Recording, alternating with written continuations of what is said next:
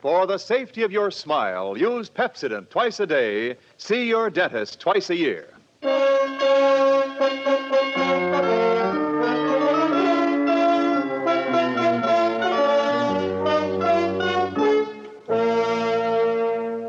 Lever Brothers Company presents the Pepsodent program, The Adventures of Philip Marlowe, starring Van Heflin.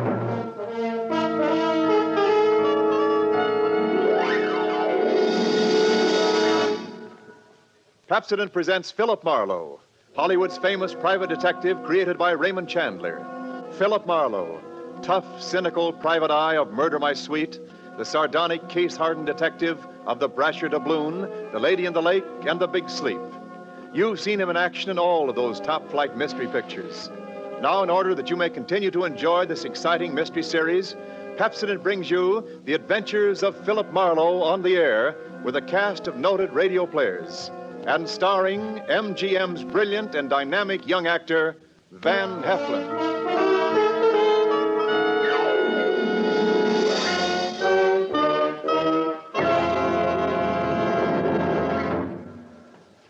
Now, families all over America have named their favorite toothpaste. New Pepsodent with Irium. New fresh-tasting Pepsodent with the new cool, minty flavor. It's the 3-to-1 favorite over all other toothpastes. It's true. With families all over America, new Pepsodent is the favorite 3-to-1. Families from coast to coast recently compared new Pepsodent with other toothpastes at home. They preferred new Pepsodent by an overwhelming average of 3-to-1 over all other brands they tried. These families, 3-to-1, said new Pepsodent tastes better, makes breath cleaner, makes teeth brighter. Yes, families 3-to-1 say new Pepsodent tastes better, makes breath cleaner, makes teeth brighter. Get new Pepsodent toothpaste for your family right away.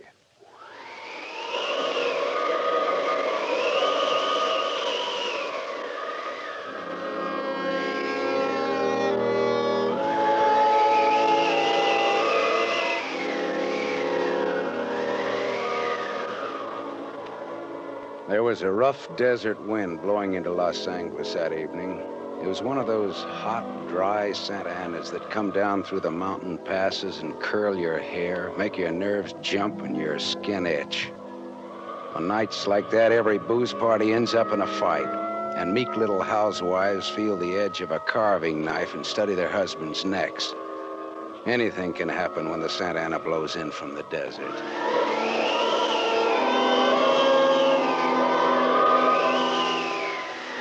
I closed up my office early. I got tired of reading Philip Marlowe, private investigator, backwards on the ground glass of my office door. So I opened the door and closed it from the outside and locked it and went out to get a beer before I went up to my apartment.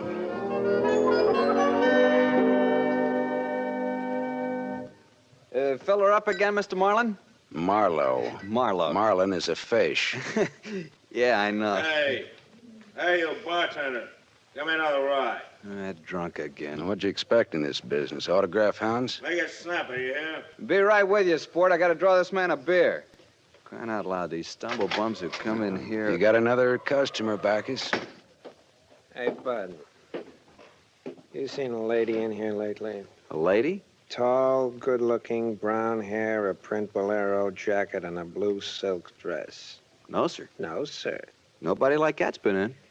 All right, straight scotch, fast. I left my engine running out there. Yes, sir. Yes, sir. This slick-looking, sarcastic guy stepped up to the bar and drank his scotch whole. And he stopped. The drunk was grinning at him. And then, without changing his grin, the drunk swept a gun from somewhere so fast it was just a blur coming out. Made a couple of hard snaps, and a little smoke curled. Very little. All right, you other guys. Don't move. So long, Waldo. All right, don't move, you two. Oh, Waldo. But I made his nose bleed. So long, boys. Drink up. All right, get on that phone, kid. I'll get his license number. Holy smoke. Holy smoke. Too late. Drove away with this dead guy's car. Maybe he ain't dead. He's dead, all right. Where's your phone? This is for the police.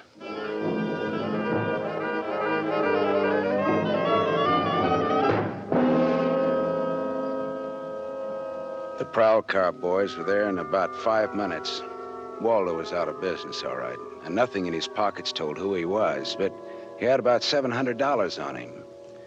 I told the cops what I knew, including about Waldo's tall, brown-haired, pretty girl in the bolero jacket. It was about 9 o'clock when I stepped out of the elevator in my apartment house and almost walked right into a tall, brown-haired, pretty girl in a bolero jacket, waiting for the elevator on my floor. Oh, excuse me. Just a minute, lady. I said excuse me. I'm in a hurry. Now, if you'll be good enough to Look, step you better out of... not go outside in those clothes. Just what do you mean by telling me what? This isn't a make. You're in trouble. Trouble? Yeah, the cops are looking for you in those clothes. But I haven't done anything that... I'm in room 41 across the hall now. I never collected an etching in my life. All right, I'll go with you. I'll go. I got to my room and rustled up some scotch and soda and brought the girl her glass. She had a small automatic in her hand. It jumped up at me, and her eyes were full of panic. I put down both glasses on the table slowly so that I wouldn't be misunderstood. Look, sister, maybe this wind has got you crazy, too. Don't move. Be careful, don't move. A man just got shot in a bar down the street. Before he got it, he'd been asking about a tall, pretty girl with a bolero jacket, like yours. What did he look like, this man? Tall, 5'11", slim, dark brown eyes with a lot of glitter, dark suit, white handkerchief in the breast pocket. And he must have seen you earlier tonight to know how you were dressed. Am I getting anywhere? He used to be my chauffeur. You had an appointment with him, didn't you? Why? Listen, he asked for you, didn't he? Yes, I had an appointment with him. He'd stolen something from me when he left 3 days ago.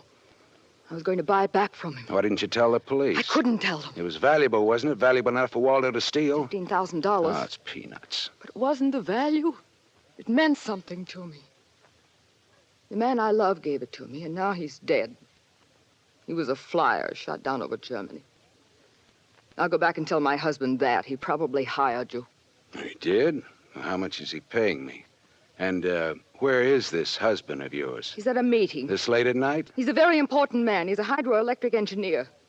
I'll have you know that my husband is one of... Skip it. I'll take him out to lunch sometime and have him tell me himself. And about Waldo, whatever he had on you is dead stock now, like Waldo himself. You mean he's dead? Waldo is dead? Yes, sister, he's dead. Dead. Lady, he is dead. Oh. I scream and I'll give you 2 black eyes. I'm not going to scream. Who would that be? There's a dressing room behind that door. Hide there. I don't... Now, don't argue with me. Do it. Right, all right.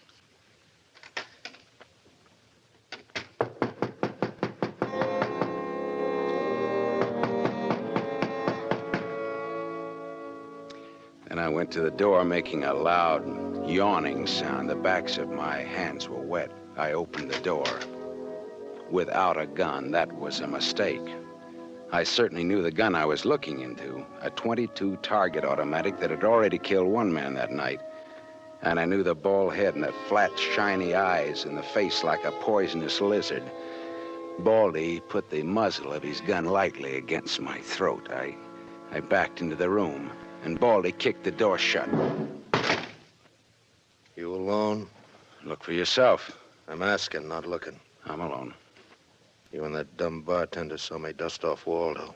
What did Waldo do to you? Who's asking? Just making conversation. He stooled on me on a bank job we did together. Got me 4 years in Michigan pen. How is he? Dead. I'm still good, drunk or sober. Tell me why I came here, pal. You heard the barkeeper and me talking. I told him my name, where I lived. That's how, pal. I said why. Skip it. The hangman won't ask you to guess why he's there. Oh, you're pretty tough at that, ain't you? But you're slamming off, pal. All right, but you could get that gun out of my neck and try somewhere else. Oh, yeah, sure. Is this better? This suits you all right? Just so it isn't my neck. Say when, pal. It's your party. I leaned against the gun. The door of the dressing room showed a crack of darkness. The crack widened. I began to shake a little. The girl came quietly into the room, but there was white all around her iris. She was scared. She had her gun in her hand, but I was sorry for her. Dead sorry. She'd try to make the door scream. Either way, it'd be curtains for both of us. You're scared, mister? You worried about any little thing? I couldn't talk. The girl floated in the air somewhere behind Baldy, and her horrified face was drifting toward us. My mouth was as cold and dry as yesterday's toast. Well, kid, how's it feel? You ready yet? Go on, say the word. Well, don't take all night about it if you're gonna do something about it. Why not, pal? I like this. Suppose I yell. Go ahead, yell. Go ahead. Put up your hands! Hey, look!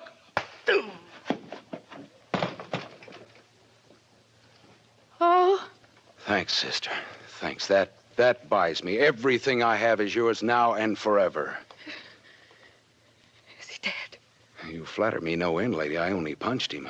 All right, now get out of here while I call the cops down on this killer. Yes. Yes, good night. Good Hey, night. wait. Leave that bolero jacket here. It marks you for the cops. Oh, yes, here. Okay. See you again? Why? Oh, I don't know. No, I guess not. After all, who am I to be the rival of a dead flyer?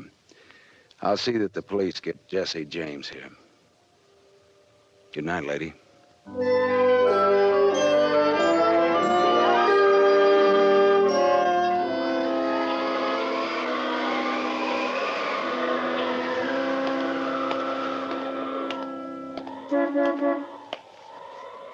Yeah? You mean me? Yes, please. Oh, you. Again, huh? Get in. I must talk to you. You want to know what happened at headquarters, huh? Yes. Well, I went down there with the law and gave them the story. I left you out of it. Oh, thank you. You saved my life, so no one knows a thing about you. Well, incidentally, neither do I. Well, my name is Mrs. Frank Bosserly. 212 Fremont Place, Olympia 24596. Is that what you want? I guess so. Well, there it is. Now, why did you really come back? I wanted my pearls. Pearls? Yes. Pearls, too, huh? All right. Tell me about the pearls. We've had a murder and a beautiful mystery woman and a sadistic killer and a heroic rescue. Now we will have pearls. I was to buy them back from the man called Waldo. Well, I saw everything that came out of his pockets, and there weren't any pearls. Could they be hidden in his apartment? It's possible. Waldo lived on the same floor you do in this apartment house. And why didn't I know him, at least by sight? He moved in last week. He managed to get a sublet. Oh, great, a sort of an amateur magician on the side, huh? It's getting rather late. Yeah. What about your husband this hot, mysterious night? He's still at his meeting. Well, you could have brought him along. You could have sat in the back seat working out a problem in hydroelectrics while... While what? Well, I didn't have any answers. They wouldn't sound cheap or just ridiculous or from the sophomore class in repartee. I had an unlit cigarette in my hand. I threw it out of the window. I took a hold of her and kissed her. She sat very still. I was shaking when I let go of her. Her voice trembled a little when she spoke. I meant you to do that. I wasn't always that way. Only since Johnny Dalmas was killed in the war. He gave me those pearls. 41 of them perfectly matched with a diamond propeller clasp. I'd have loved them if they'd been wooden beads because he gave them to me. I love Johnny. The way you love just one time. You understand that? What's your name? Lola. Lola, how did you explain a $15,000 pearl necklace to your husband? I told him they were imitation, then I bought them myself. How did Waldo latch onto them and what they stood for? When my husband was in Argentina, Waldo and I'd go for long drives. I was restless and wretched because of Johnny. Sometimes Waldo and I had a little drink together, but that's all. But you confided in Waldo about those pearls. I was a fool. And when your husband came back, Waldo stole the pearls and offered to sell them back to you, or he'd tell Papa, huh? I was a fool. And now you think the pearls are upstairs in Waldo's apartment? I suppose it's a lot to ask. No, sweetheart, huh? I've been paid. I'll go look. Wait here, huh?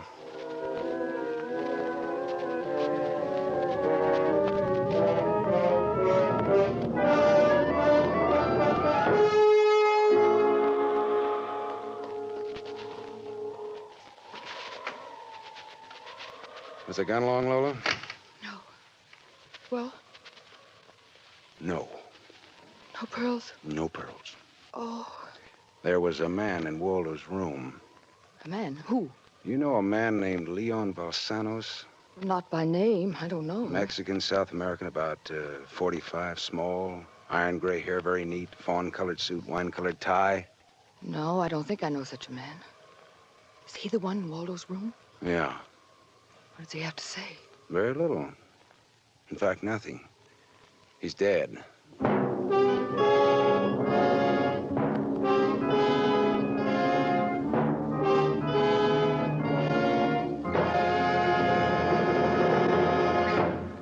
You are listening to The Adventures of Philip Marlowe, starring Van Heflin, with music composed and conducted by Lynn Murray.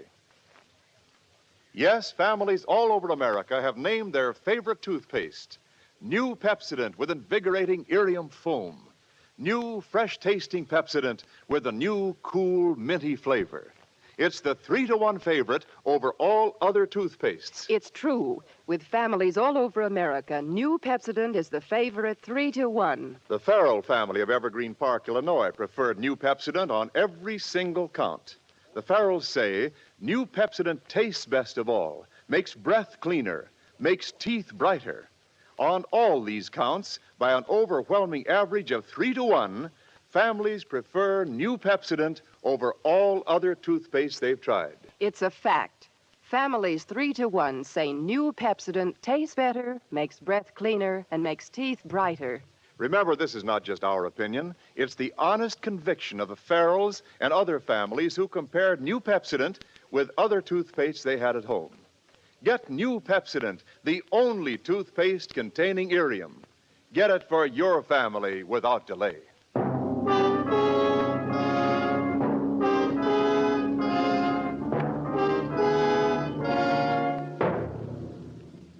We continue with The Adventures of Philip Marlowe, created by Raymond Chandler and starring Van Heflin, who appears by arrangement with Metro-Goldwyn-Mayer, producers of the Technicolor musical Fiesta, starring Esther Williams.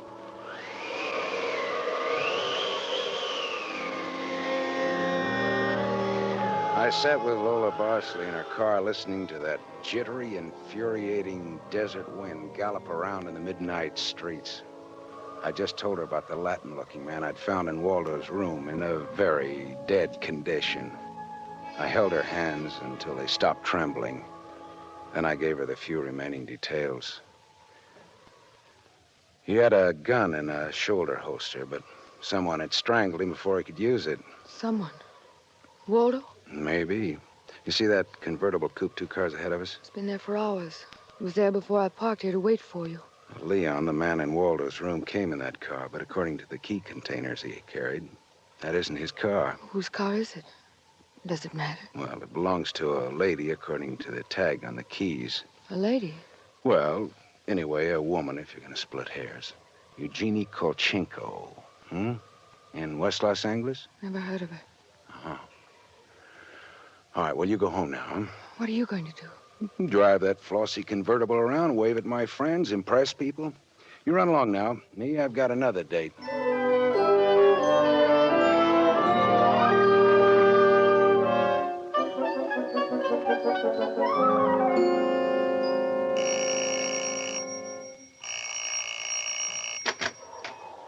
Yes? What is it, please? Miss Eugenie Kolchenko, Yes? What is it? did you lose or misplace a pigeon gray convertible coupe? What are you saying? Now, don't be alarmed. I found it and I brought it home to you. Come in, please. It is a reward you wish. Shall we say... Snap out of it, Dragon Lady. Who was he? Who was who? The little guy, Leon. You loaned your car to. He's dead. Who was he? Oh, no, no. Oh, yes, yes. Eugenie. Darling, come here, please. What's the matter, honey? Who is this man? I came about Miss Kolchenko's car. What about her car? The gentleman who borrowed it couldn't return it on account of he isn't alive. He's dead. Darling, he's dead. Well, that's putting it more bluntly, of course. Dead, huh? Completely. Who are you? Philip Marlowe, private investigator. My card. Mm-hmm. You told the police yet? Never do at once what can be deferred pending negotiations. Aesop. I might negotiate. Oh, peachy. What do you know, Marlowe? A man named Waldo was shot in a bar tonight. I happened to have the inside as to who he was, and when I visited his apartment tonight, I found this Leo Balsanos dead. He wouldn't have had $500 in 20s on him, would he? No, but this Waldo had over $700 on him when he was killed at that cocktail bar, mostly in 20s. Hmm. Is there a basis there for negotiations yet? Very well, Marlowe. I'm a married man. There were certain unpaid bills for some stuff Miss Kolchenko here had charged to my account. But you told me I might charge to your account. All right, so I wasn't very bright. That might be the understatement of the decade, but go on. I had the unpaid bills safely in my briefcase. Somehow this Waldo had a chance to steal the briefcase. I hired Leon and gave him $500 to buy back those bills from Waldo. Instead, Waldo took Leon's dough and was forced to kill Leon in the process. And then he went out to keep another date and accidentally walked into an old pal hostile enough to blow him down. And someone still has those bills. And I'm in for a divorce suit.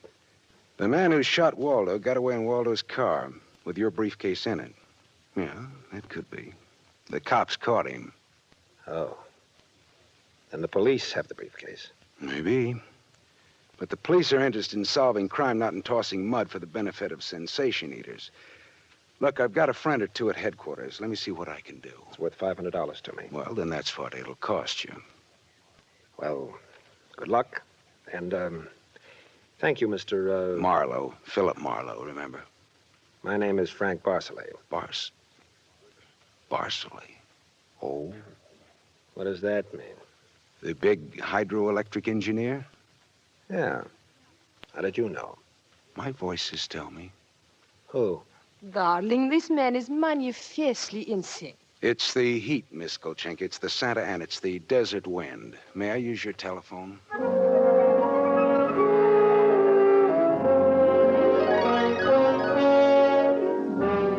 Someday I must tell you about Ibarra.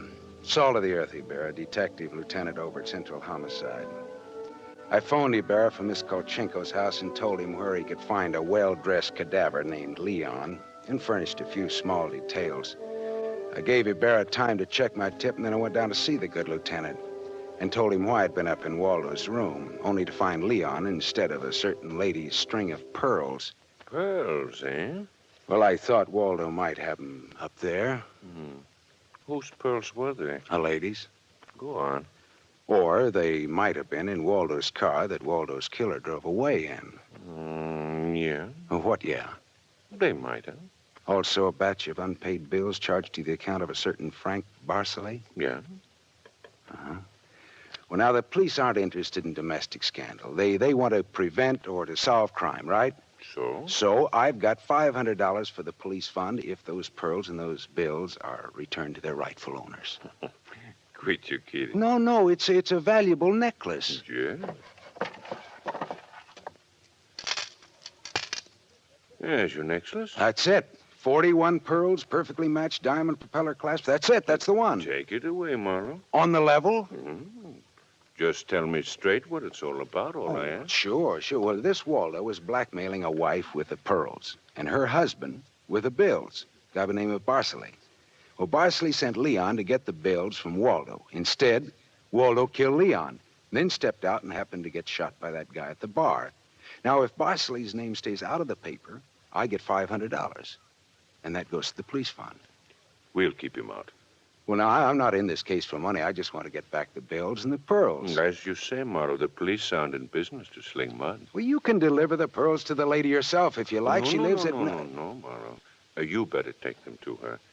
You see, except for the diamond propeller clasp on them, they're phony. Phony, but... All but the clasp, Marlowe. All but the clasp.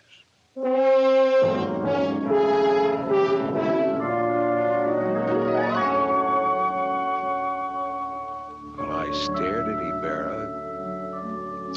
So the flyer, Johnny Dalmas, the great lover, had given Lola a string of fake pearls.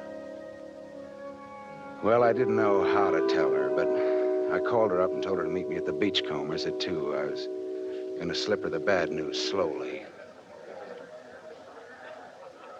I'm glad you asked me to meet you here, Mr. Marlowe. See, I had to have someone to talk to. Well, go ahead. Go ahead, talk. I'm listening. Now, Mr. Marlowe, now more than ever, I must have those pearls. Why? Money trouble? Oh, no. It's just that everything's gone wrong. And this morning, my husband told me we're to separate. Oh, I'm sorry, Lola. But if I had Johnny's pearls, it would be a link with the past and with Johnny. And all he meant to me. It's how a woman feels, Mr. Marlowe. I wouldn't blame you for not understanding. Well, maybe I do, though. So please, Mr. Marlowe, please, you'll try to find my pearls. Lola, look, Even if it isn't all of them, any part of them, any single smallest one of them. It'll be Johnny's. Look, will you meet me here again around 4 o'clock? I'll be here. Okay, I'll see what I can do.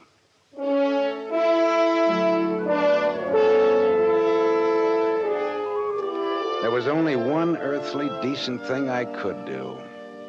I took Lola's glass pearls to a jeweler, and I had him take off the diamond clasp and put it on one of those strings of so-called simulated pearls that they sell you for $3, tax included. Then I went back to keep my 4 o'clock date with Lola at the Beachcombers. Well, Mr. Marlowe, anything new? Yes, the police found some pearls in Waldo's car. They found my pearls? No, not exactly. Not exactly. Well, Waldo was getting set to gyp you, Lola. He had the diamond clasp of your necklace attached to a string of cheap imitations. And then he sold the real pearls. Oh, how... Oh. These are the imitations here. Yes. But it is my clasp. The clasp is real. Is that all right? Yes, it's the clasp that Johnny Dalmas gave me. Of course it's all right. Oh, that's swell. And thank you so much, Mr. Marlowe. Forget it. I won't. Not ever. Well, is this goodbye? Yeah, I think so. You'll never get over Johnny Dalmas, Lola. If anybody ever bothers you again, though, well, let me know. Name's Philip Marlowe.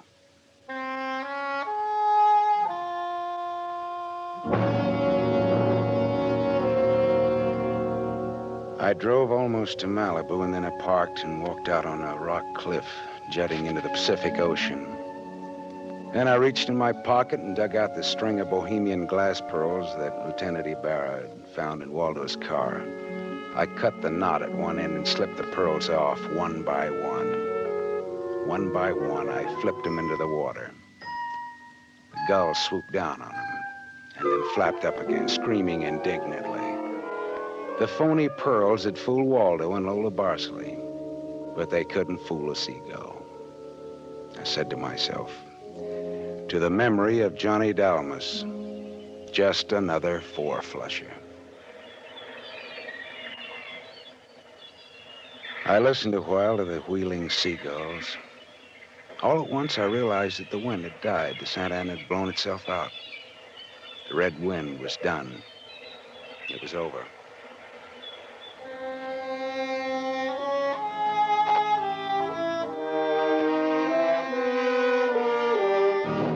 You have just heard Van Heflin, starring in the first of a new mystery series, Raymond Chandler's The Adventures of Philip Marlowe, brought to you by the Lever Brothers Company, makers of Pepsodent.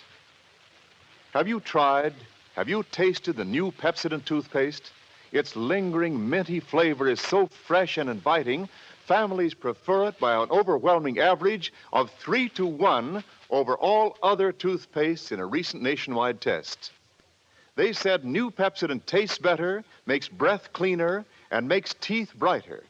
Remember, new Pepsodent gives you more invigorating irium foam. It sweeps dulling film away. No wonder it's the 3-to-1 favorite with families all over America. Get new Pepsodent with irium for your family right away. Tonight's story on the adventure of Philip Marlowe was based on Red Wind, written by Raymond Chandler, creator of Philip Marlowe, the screen's most famous private detective. It was adapted for radio by Milton Geiger. Heard with Van Heflin was Lorene Tuttle as Lola Barceley. And this is Wendell Niles inviting you to listen again next week at this same time to another exciting story on the adventures of Philip Marlowe, starring Van Heflin with a distinguished cast. This is NBC, the national broadcasting company.